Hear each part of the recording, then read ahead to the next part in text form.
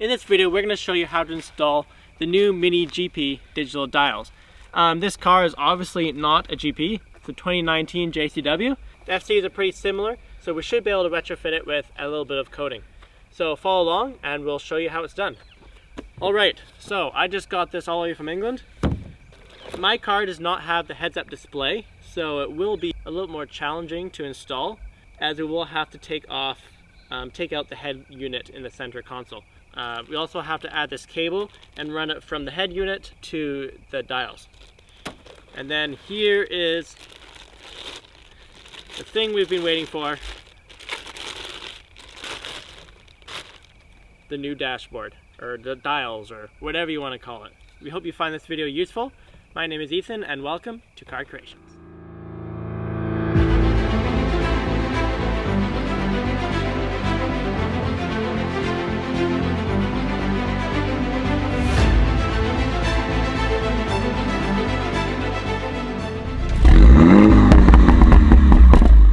Alright, so what do you need for the job? Well, tools is pretty simple. You just need a specific Torx set, so you might have to get some different sizes depending on your specs, so just grab that.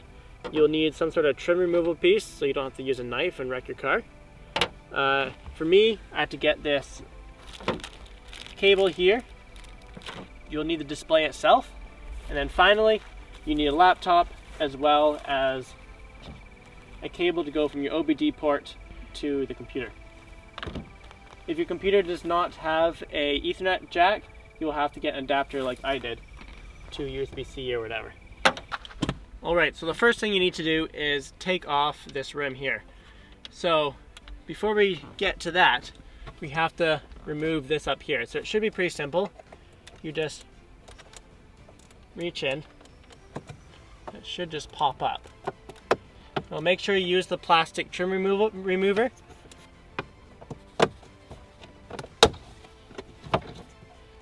There you go, and that's off. Really easy. For some reason I thought there was a screw here you had to undo.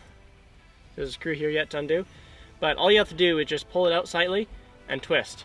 And this whole thing came off. So now we have this off. We have the head unit ready for us.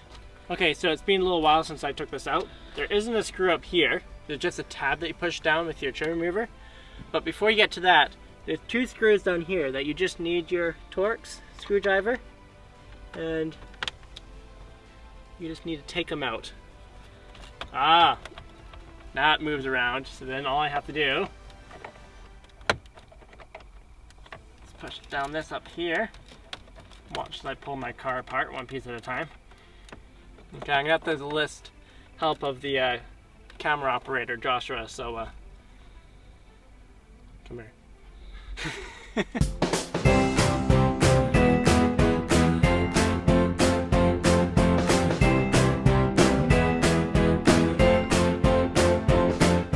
Okay, so looks like we've gotten it out. What we got is a little piece of metal extension for my ratchet set. Yeah, an extension for this guy's ratchet strap. Ratchet set. His ratchet. And then there's a little hole up here, a hole in the plastic. You push it through, and you give it a little wiggle, and voila, this thing can come out. So just carefully, you can let it just hang down, and there we are. Super cool. Okay, so I'm just going to sit this back.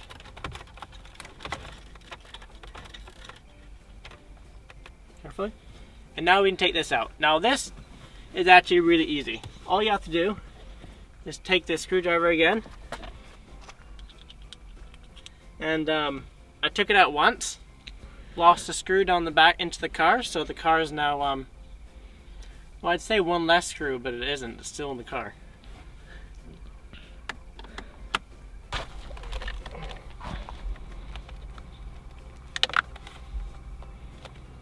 Did you just lose the other screw? Shush. There's so many holes back here. Oh.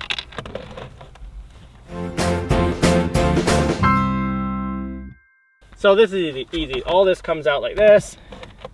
Turn it around and then carefully you just want to pull out the wire at the back. Once again, your little plastic piece might come in handy. Wherever I put it, there we go.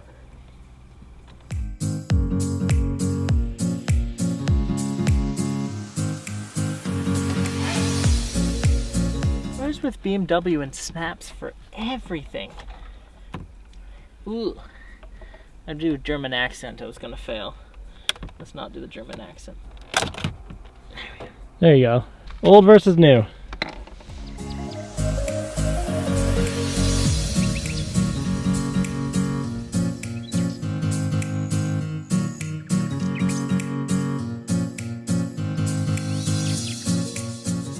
Alright, so because I don't have a heads-up display, we have to install this. It's called a MOST cable, M-O-S-T cable.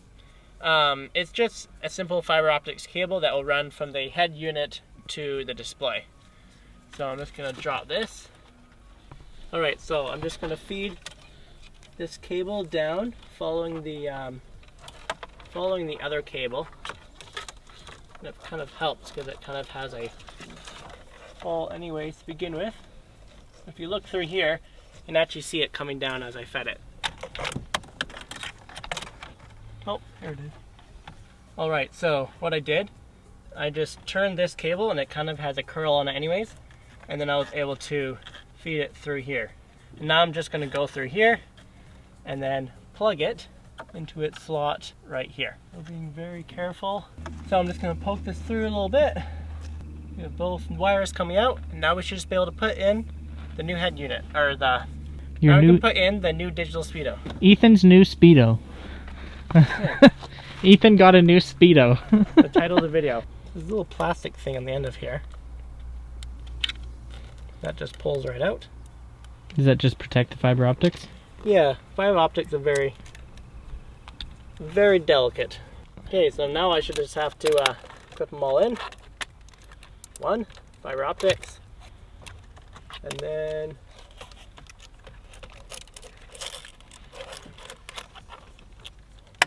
piece for the car. Now carefully. So it does fit, you just have to give it an extra shove in there and work it into place, and then you'll just be able to put the screws right in there. Okay, so he's just putting the screws back on. Okay, and then you just push really hard to stop. There you go. Oh, look at that. Okay, so we'll just put this back together and we'll catch up to you in a second to show you the next steps. Okay, so the best thing about anything digital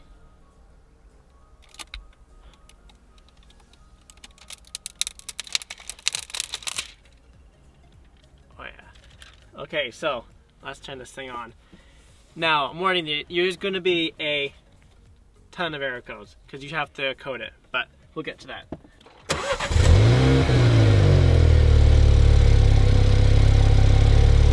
Yeah, there's a ton of error codes, but it's cool. We have absolutely every warning popping up possible. I would try to get someone who knows a lot about coding to do it. I'm getting someone from BimmerFixes to do it, and he's been awesome, so I'd super recommend him. Because he's in England, he's not available right now, so we have to wait till tomorrow to do that. So we'll catch up to you then.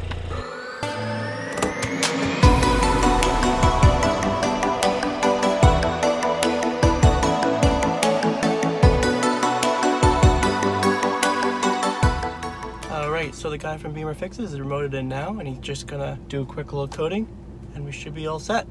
It's really important that you don't let just anyone remote into your computer.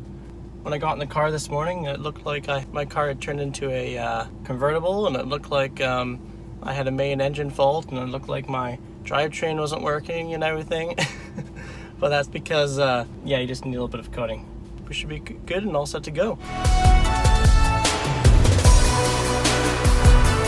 I've had a chance to kind of get used to it. I've driven 140 kilometers. Amazing. We will have a review of it coming up shortly. So if you have any questions, just leave it in the comments below and I'll try to answer them either in the comments or in the next video about it.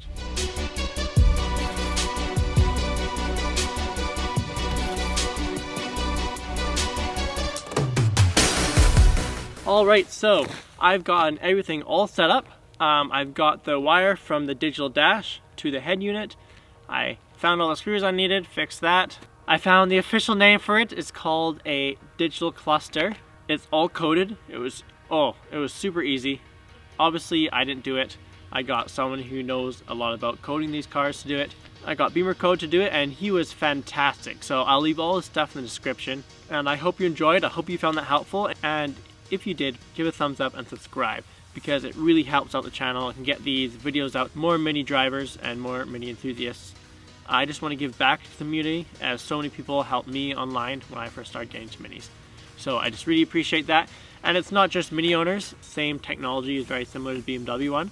Once again, Beamer Code can hook you up with that and get you a nice digital, whatever you want, a digital cluster for your BMW as well. Hope you have a wonderful day, and see you all in the next one.